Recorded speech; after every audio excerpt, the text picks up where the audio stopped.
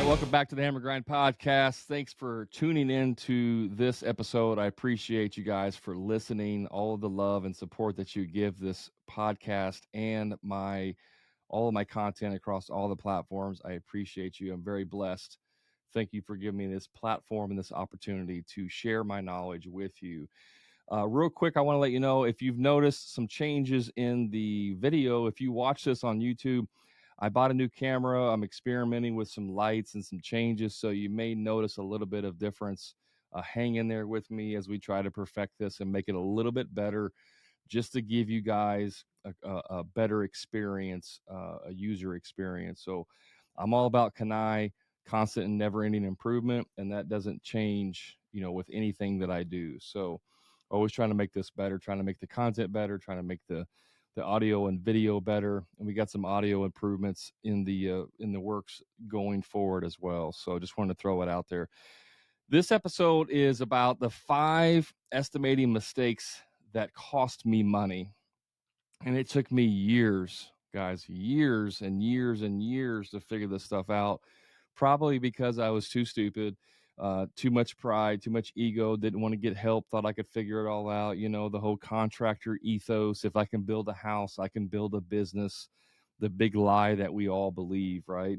I was susceptible to that. I believed in myself too. So I want to give you 5 things that I learned that I was doing wrong when I was doing estimates. And I haven't talked a whole lot about estimates. I don't really get a lot into the actual estimating side of business, but I am on this podcast, so I hope you enjoy. Do me a favor, let me know on whatever platform you listen to this on, let me know if any of these things apply to you.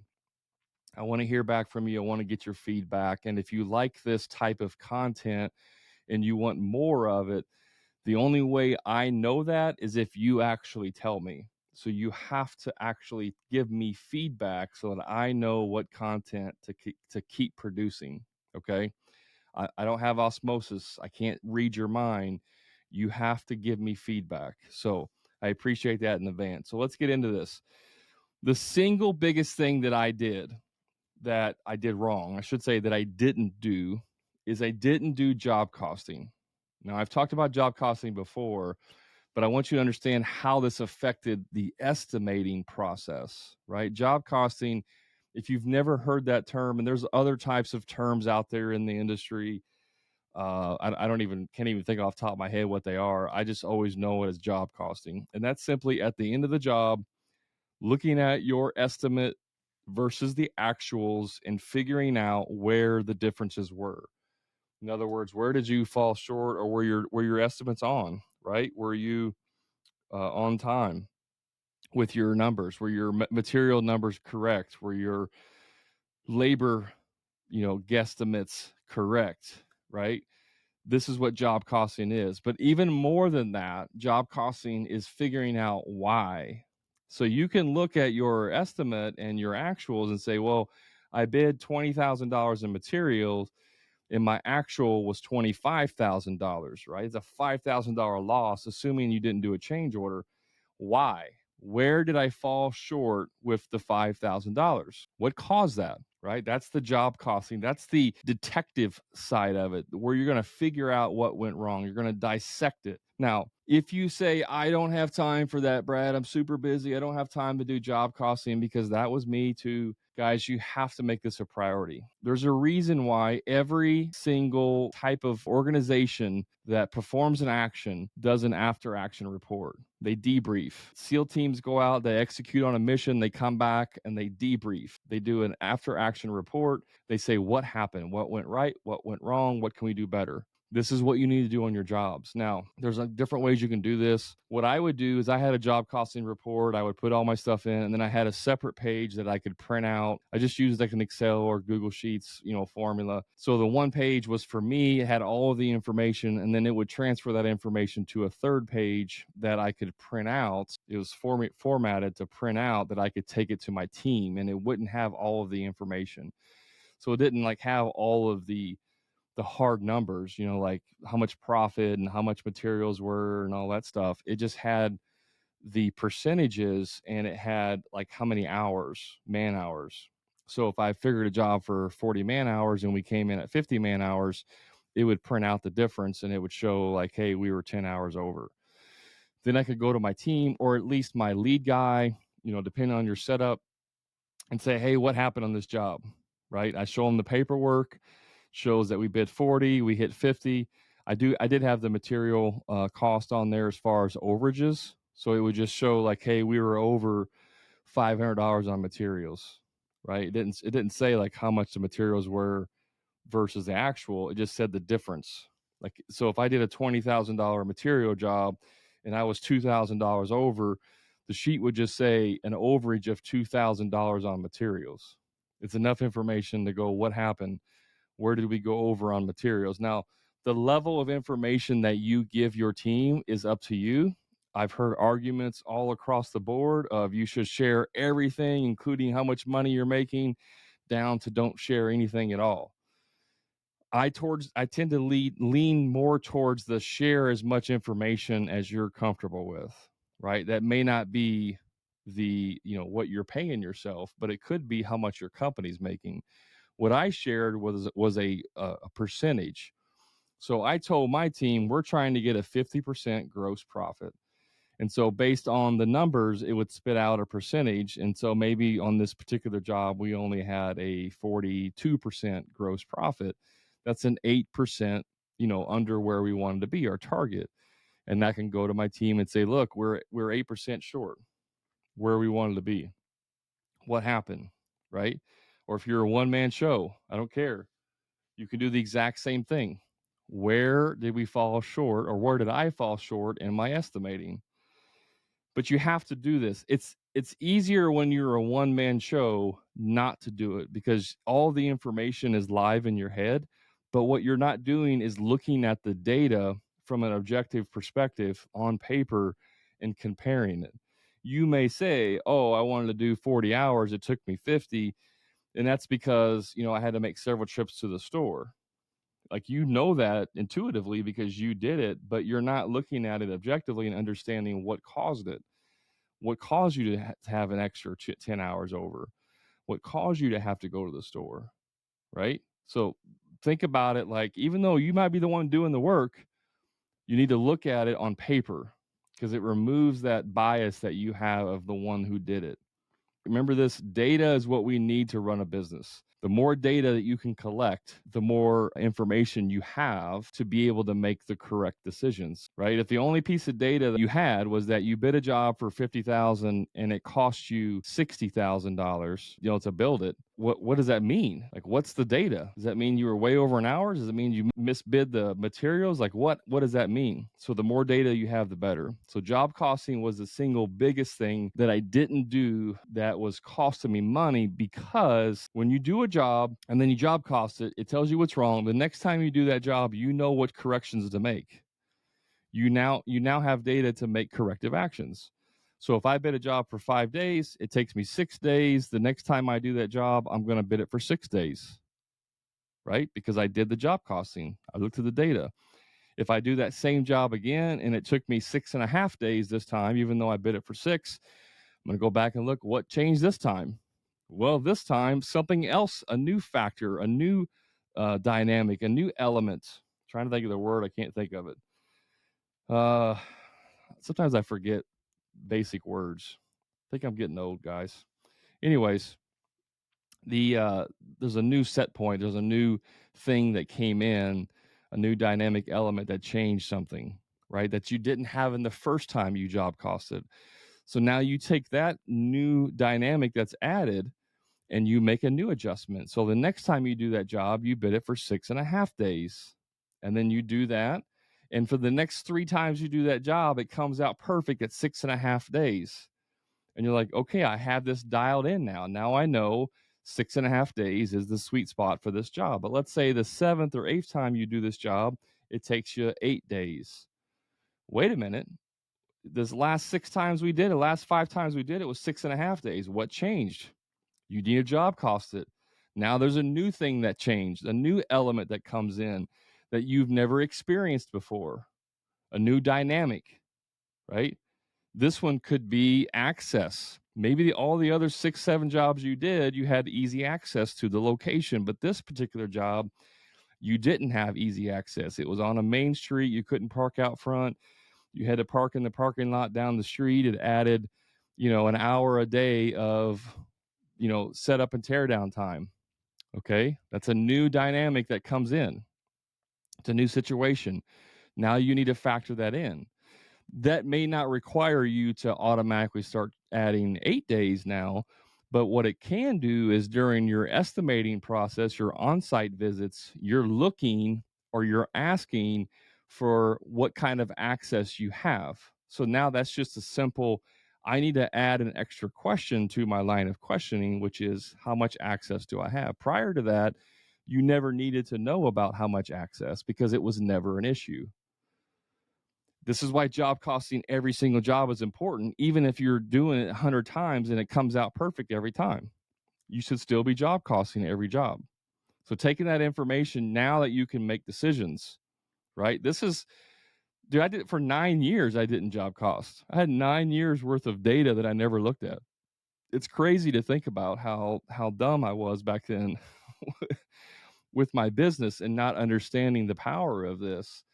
But when I started job costing, it was the single biggest change, that the impact that it had on my business as far as estimating and more profits. So job costing is number one.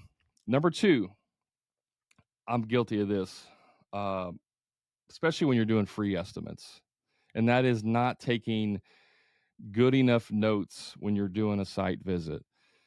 I'm super guilty of this, especially when you're doing free estimates, because you may have 4 or 5 estimates a week and you're running around, trying to get these estimates done, and you're going in there and you're taking your measurements and getting the information, not taking good enough notes so that when you get back to the job, to your house or your office or wherever, and you're estimating the job, you look at maybe you use you drew out a floor plan, you took some measurements, but you didn't get the measurement of one of the rooms, or you didn't get a measurement of a closet, or you didn't get one wall measurement. And now it's throwing stuff off. That one measurement could add 5 to 10 to 20 square foot of material. And so if you don't have that measurement, and then you're like, oh, I need 8 sheets of drywall to do this bathroom or whatever it is.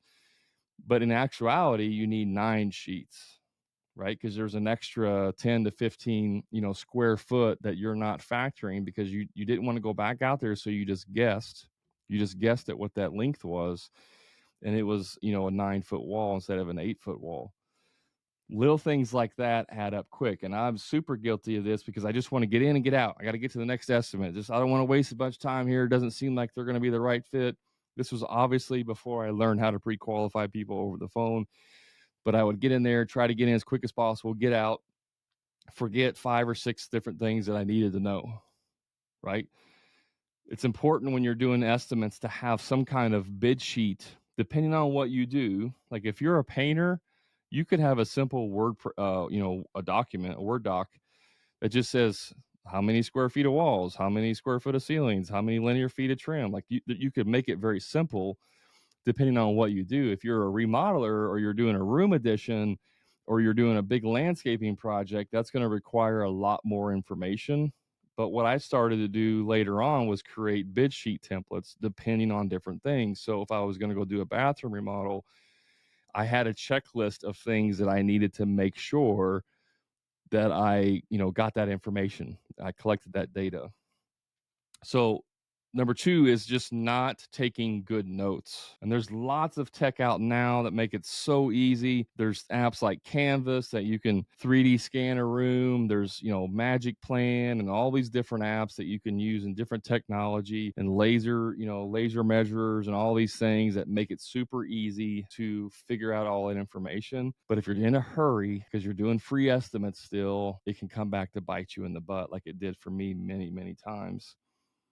Number 3, and this may not apply to you, everyone listening, but number 3 is waiting too long to do the estimate after the site visit. So I would go out and I would do a site visit with a client, and then it might be 2 weeks before I have the opportunity to do the estimate. And then all of a sudden, all that knowledge that was in my head is gone, because I may have looked at 5 other jobs since. I've worked on the job, done a bunch of other stuff. And so now that information is not fresh in my mind. This piggybacks back on not taking good enough notes, but really it's about doing it quick while it's fresh in your head. So if you go out and do a site visit, I would recommend within like 2 days of completing the estimate.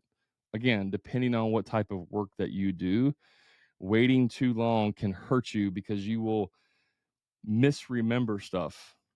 Things that you will think like, oh yeah, this is only going to take me probably a couple of hours, or 5 hours, and then when you're trying to remember that information because you didn't take good notes, you're like, oh, it should have been 5 hours, but then you're thinking it in the, in lag time, and you're misremembering, so you're thinking 3 hours now, and it should have been 5.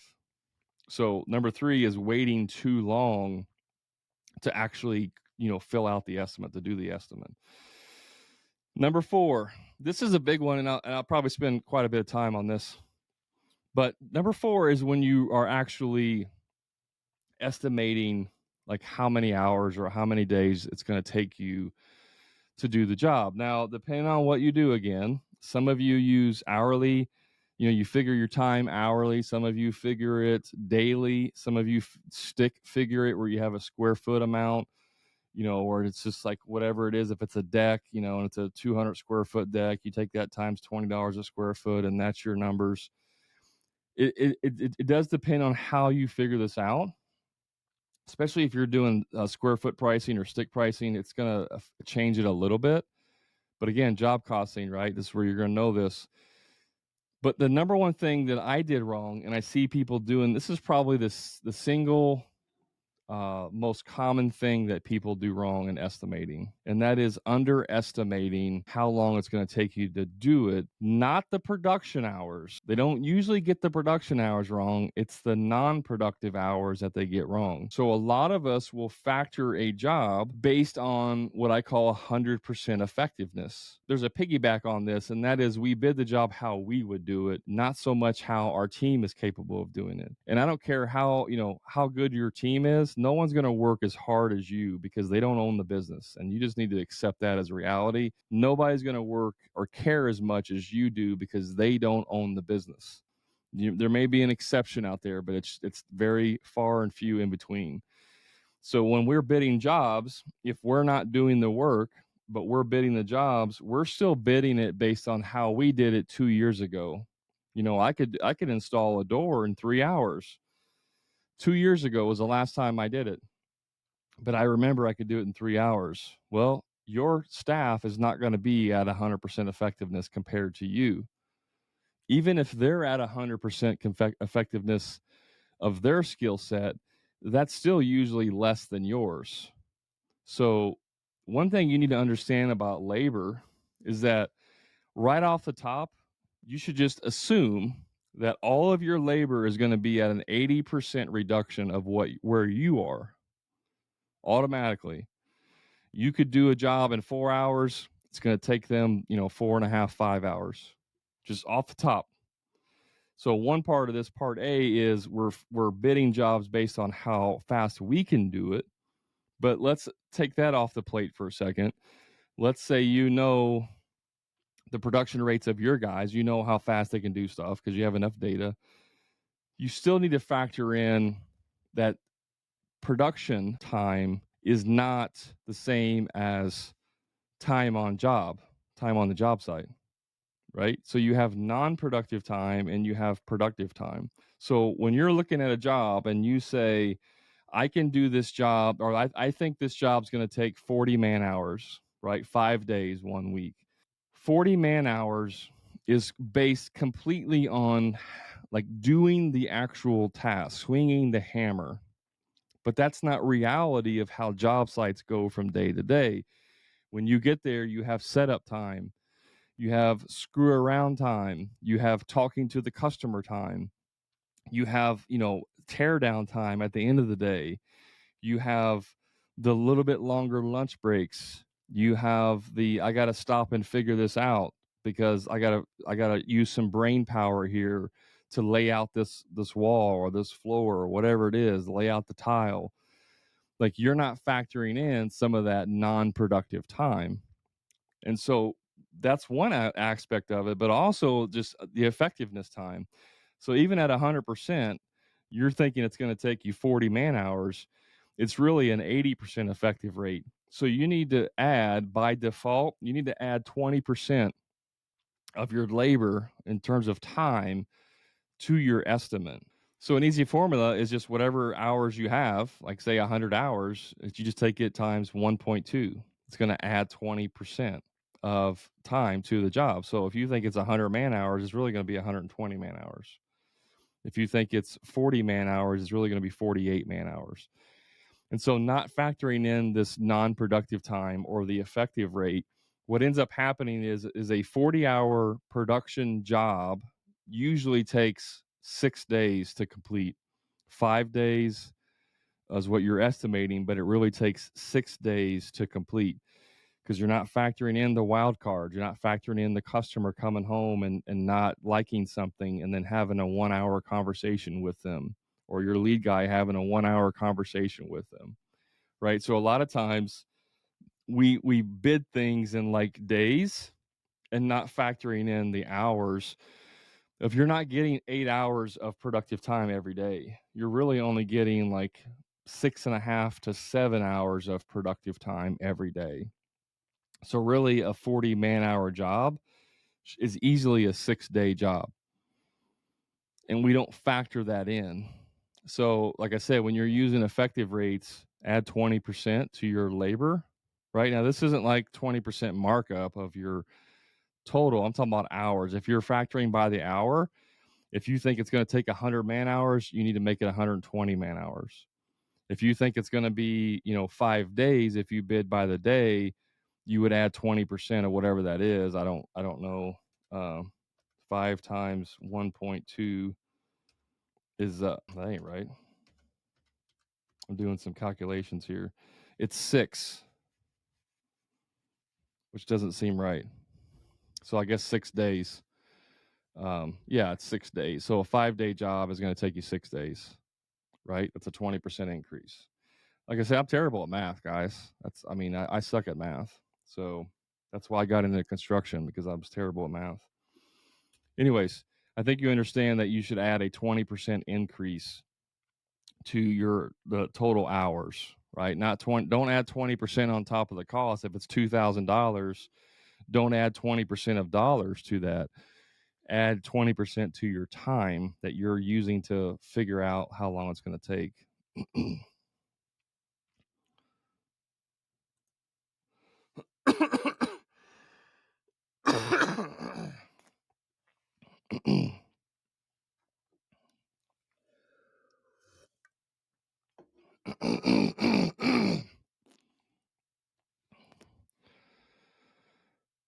Okay, and lastly, number 5 is not factoring in or not including planning and admin time. So one of the things that, you're the owner of the company, right? And you have a foreman and some journeyman, apprentice, whatever. You have a team that's doing the job, and you're running around each day checking on them. So you go to the job site in the morning to check on Chris, who's your foreman, and his team, and what's going on. And you're just going to stop in there for 10 minutes to check on them. But then while you're there, Chris is like, "Hey, I'm glad you're here. I got a couple of questions about the job, this, and this." And then the customer, is there too. And so you end up staying there for an hour, hour and a half. So you're tied up for an hour. Chris is tied up for an hour. The rest of your team is slowing down because Chris is not there to make sure they're doing their job. And so really, it may seem like, oh, I just, it's my time, which is free because I'm not working on the job. I just have free time. But really, it's not free time. And it's not just your time. It's an hour of Chris's time. And then now your rest of your team's productivity dropped to like 60%.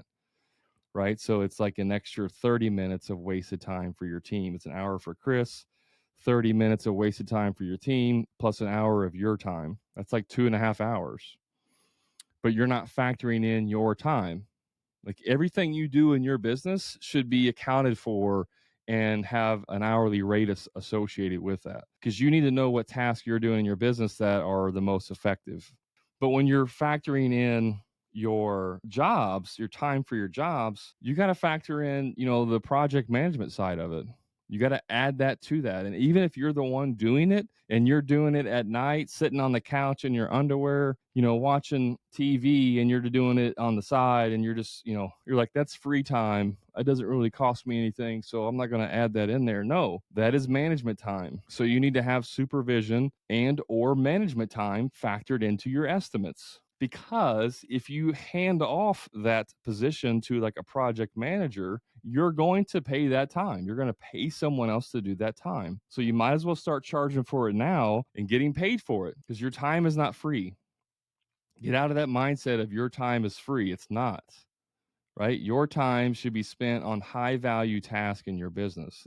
And if you're spending it on any capacity of a job, then it should be billed to the customer. That even includes admin. If you have a secretary or an office manager or an estimator or anybody else who's associated with that job, maybe you have an admin assistant who helps get the paperwork together, helps put the schedule together, and they don't spend a ton of time. Maybe they only spend a total of 2 hours on a typical bathroom, an hour in the beginning, an hour at the end of the project doing some admin stuff. It's still time that's costing you, and your customer should pay for that.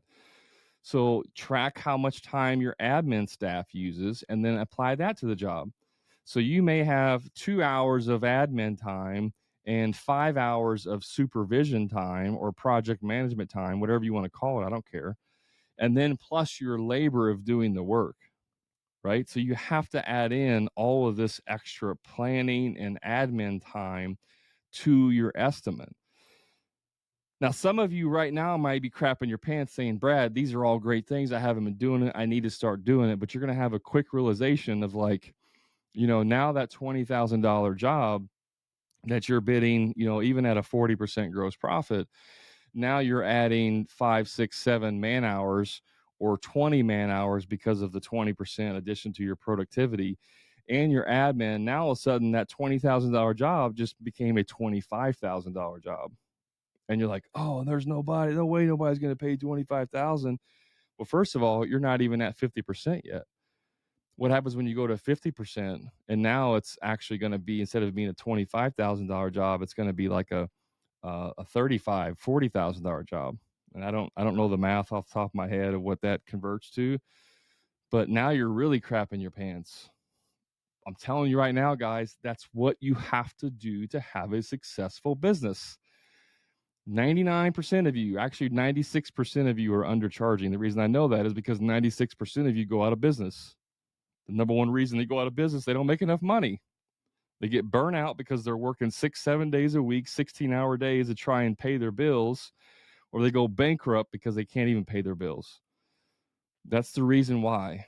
So that's why you need to make sure you're getting a 50% gross profit.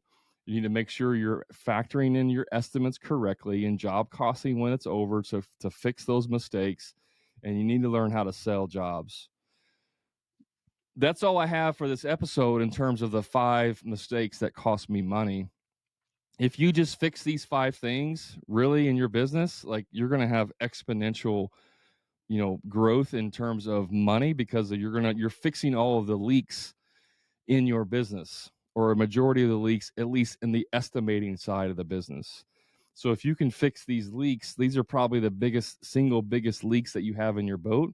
You fix these, now you're going to be able to sail a little bit faster, right? You're going to be able to get there a little bit quicker. And if you need help with the other things like sales, or the marketing, or how to price properly, I'm more than happy to help you. Just shoot me a message and I can give you some information. I have lots of resources available, and like my free website, my free Facebook group. Guys, if you're listening to this and you're not in my free Facebook group, why not? What's keeping you from joining my free Facebook group, where I have a ton of free information? Plus, you can network with other contractors. If you're a podcast listener, what's keeping you from joining my free Facebook group? It's called the Contractor Profit Blueprint. Go check it out. Links are in the show notes.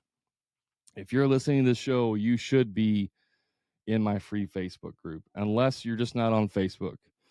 Maybe you hate Facebook, you're not on there. I understand it. then follow me on TikTok. If you're not on TikTok, follow me on Instagram. If you're not on Instagram, I don't know what you're doing because you should have accounts for those for your business. But if you're not on any platform and you only listen to the podcast, then I would say try to, get as much information as you possibly can. Shoot me an email directly if you want some help with, some information to help you with that. More than happy to give you some free content that I've produced and some advice. And that's the end of the show, guys. You know where to find me on the social media platforms: TikTok, Instagram, Facebook. Search for the Hammer and Grind Podcast, my free Facebook group, the Contractor Profit Blueprint. And as always, remember, until next time, guys, profit is not a dirty word.